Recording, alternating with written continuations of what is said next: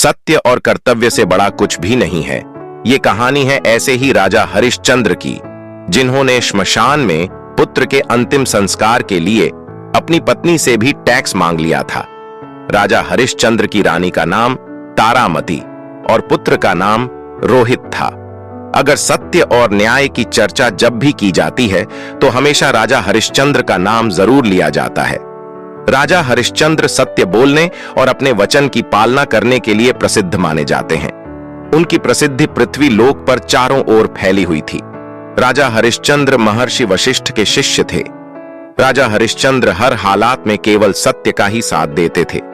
अपनी इस निष्ठा की वजह से कई बार उन्हें बड़ी बड़ी परेशानियों का भी सामना करना पड़ा, लेकिन फिर भी उन्होंने किसी भी हालात में सत्य का साथ नहीं छोड़ा।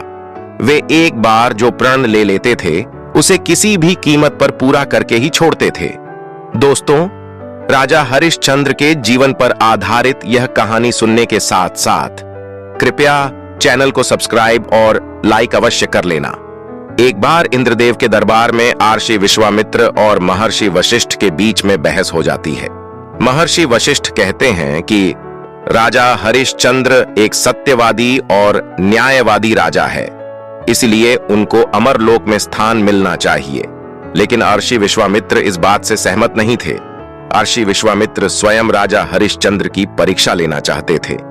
एक बार राजा हरिश्चंद्र ने सपना देखा कि उन्होंने अपना सारा राजपाट और राजकोष महर्षि विश्वामित्र जी को दान में दे दिया है। जैसे ही अगले दिन जब विश्वामित्र उनके महल में आए तो उन्होंने विश्वामित्र को सारा हाल सुनाया और उसी समय ही अपना राजपाट और राजकोष आर्षि विश्वामित्र को सौंप दिया। लेकिन फिर भी विश्वामित्र संतुष्ट नहीं हुए। आर्षि विश्वामित्र ने राजा हरिश्चंद्र से इसके अलावा भी स्वर्ण मुद्राएं दान में मांगी। ऋषि विश्वामित्र ने राजा को याद दिलाया कि राजपाट के साथ साथ राजकोष भी वे दान कर चुके हैं और एक बार दान की हुई वस्तु को दोबारा दान नहीं किया जाता। तब राजा ने अपनी रानी और पुत्र को एक सेठ को बेचकर स्वर्ण मुद्राएं हासिल की और वे सभी स्वर्ण मुद्राएं आर्षि विश्वामित्र को भेंट कर दी। लेकिन फिर भी संतुष्ट नहीं हुए। उसके बाद राजा हरिश्चंद्र ने अपने सत्य और मर्यादा को निभाते हुए खुद को भी बेच डाला और सोने की सभी मुद्राएं विश्वामित्र को दान में दे दी।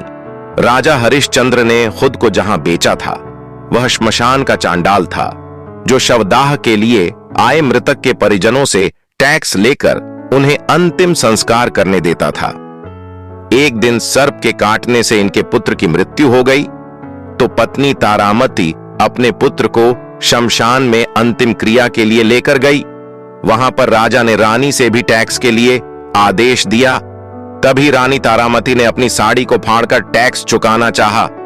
तभी आसमान में बिजली चमकी है तो उस बिजली की रोशनी में हरिश्चंद्र को उस अबला स्त्री का चेहरा नजर आया। वह स्त्री उनकी पत्नी तारामती थी और उसके हाथ में उनके पुत्र रोहित का शव था। अपनी पत्नी की यह हालत और पुत्र के शव को देखकर हरिश्चंद्र बेहद भावुक हो उठे। उस दिन उनका एकादशी का व्रत भी था और अपने परिवार की इस हालत को देखकर उन्हें पूरी तरह से झकझोर कर रख दिया। उनकी आंखों में आंसू भर आए, लेकिन फिर भी वह सत्य और अपने कर्तव्य की रक्षा के लिए सत्य के साथ खड़े रहे। भारी दुखी मन से उन्होंने अपनी पत्नी से कहा कि जिस सत्य की रक्षा के लिए उन्होंने अपना महल, राजपाट और राजकोष सब त्याग दिया, स्वयं और अपने परिवार को बेच दिया, आज यह उसी सत्य की रक्षा करने का समय है। और उसी समय आकाशवाणी हो जाती है और स्वयं इंद्रदेव प्रकट हो जाते हैं और उन्होंने राजा से कहा, हरिश्चंद्र, तुमने सत्य और न्याय को जीवन में धारण करने का उच्चतम आदर्श स्थापित किया है। तुम्हारी कर्तव्य निष्ठा महान है। तुम इतिहास में अमर रहोगे। तब भी सत्य और न्याय की बात होगी तो तुम्हारा नाम सबसे पहले लिया जाएगा। तब राजा हरिश्चंद्र ने कहा, अगर वास्तव में मेरी कर्तव्य निष्ठा और सत्य के प्रति समर्पण सही है तो इस अबला स्त्री के पुत्र को जीवन दान दे दीजिए।